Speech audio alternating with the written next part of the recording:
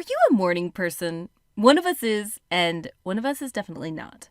Mainly because when I wake up in the morning, it just takes a while for me to get my energy back. It takes a lot of time and coffee for that to happen for me. Cells really don't have that luxury. They are busy performing cell processes all the time. Active transport of many substances needed for their survival, for example. And the energy currency they need, specifically, is ATP. ATP stands for adenosine triphosphate. It's a type of nucleic acid, actually, and it is action-packed with 3 phosphates. We have a video all about ATP and how it works as an energy currency. So where am I going with this?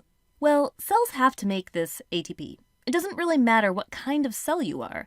Prokaryote or eukaryote, you have to make ATP. The process for making that ATP can be different, however, depending on that type of cell. One way is called aerobic cellular respiration. Lots of organisms can do aerobic cellular respiration, but this video is specifically going to go into aerobic cellular respiration in eukaryotic cells. That means this video is talking about the process within cells that have membrane-bound organelles, such as a nucleus and mitochondria. Eukaryotic cells include the cells you'd find in protists, fungi, animals, and plants. The mitochondria, which can be found in most eukaryotic cells, are going to be kind of a big deal in this aerobic cellular respiration because some of the process occurs in the mitochondria. So let's get started. Remember, the major goal for any organism performing this is to make ATP. Okay, here's the overall look at the equation for aerobic cellular respiration. Remember that reactants, inputs, are on the left side of the arrow, and products, outputs, are on the right side of the arrow. This equation, by the way, looks remarkably similar to photosynthesis. Look at how the reactants and products are on different sides. While that doesn't mean they're simply opposites, it does show that they have substances in common. In photosynthesis, organisms make glucose. Notice how glucose is a product. But in cellular respiration, organisms break the glucose down to make ATP. Fun fact, you know how when a bean seed first germinates in the ground, it isn't able to do photosynthesis yet? Yeah, the germinating bean is relying on glucose that it has stored, and it's doing cellular respiration to break it down to make ATP so it can grow.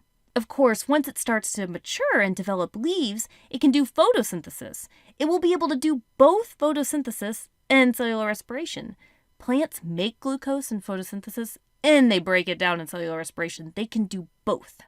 But if you aren't photosynthetic, such as a human or an amoeba, you have to find a food source to get your glucose. You need glucose to get this process started, and we're going to assume that we're starting with one glucose molecule. Step 1, glycolysis. This step takes place in the cytoplasm, and this step does not require oxygen. It's considered anaerobic. In glycolysis, glucose, the sugar from the equation, is converted into a more usable form called pyruvate. Glycolysis usually takes a little ATP itself to start up. The net yield from this step is approximately 2 pyruvate and 2 ATP molecules, and 2 NADH. What is NADH? NADH is a coenzyme, and it has the ability to transfer electrons, which will be very useful in making even more ATP later on. We'll get to that in a minute. Now, an intermediate step occurs. The 2 pyruvate are transported by active transport into the mitochondria, specifically the mitochondrial matrix. In the mitochondria, pyruvate is oxidized. The 2 pyruvate are converted to 2-acetyl-CoA, which will be used by the next step. Carbon dioxide is released and 2 NADH are produced.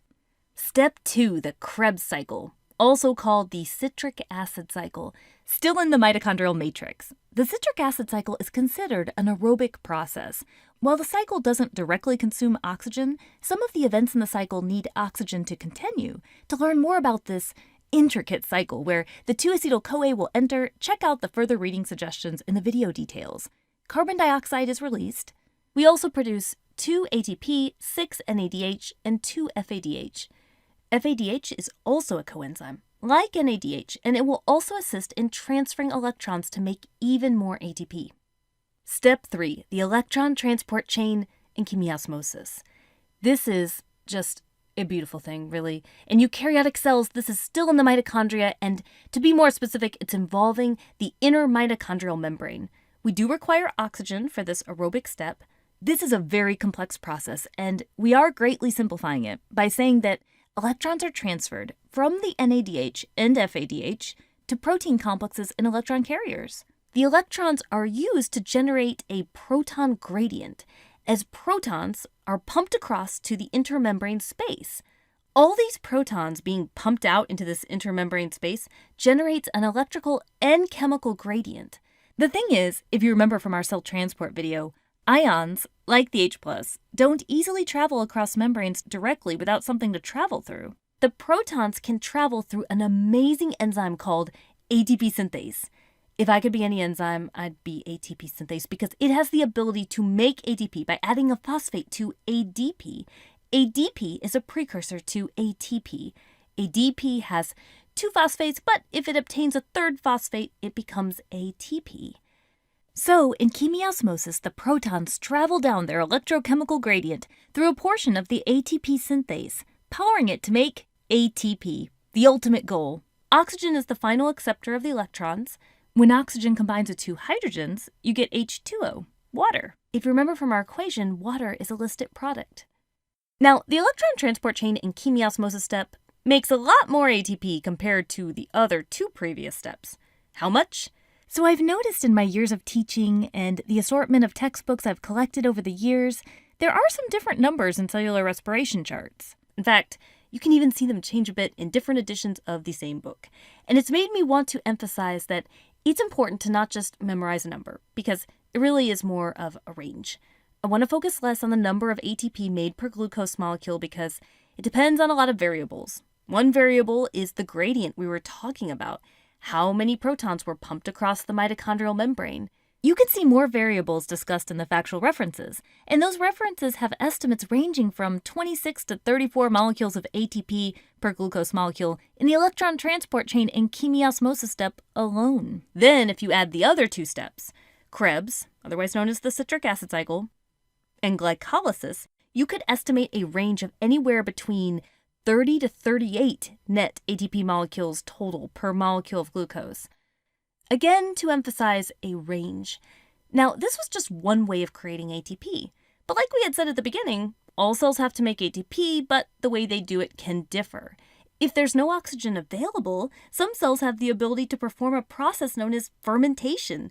It's not as efficient, but it can still make ATP when there isn't oxygen. We have a video about that. We can't emphasize enough how important the process of making ATP is for cells. For example, cyanide, which is found in some rat poisons, can block a step in the electron transport chain, which would block ATP production. A poison that prevents ATP from being produced can be deadly. With the important role that mitochondria have in ATP production, there is also a demand for increased research on mitochondrial diseases. We are confident that the understanding of how to treat these diseases will continue to improve as more people like you ask questions. Well, that's it for the Amoeba Sisters, and we remind you to stay curious.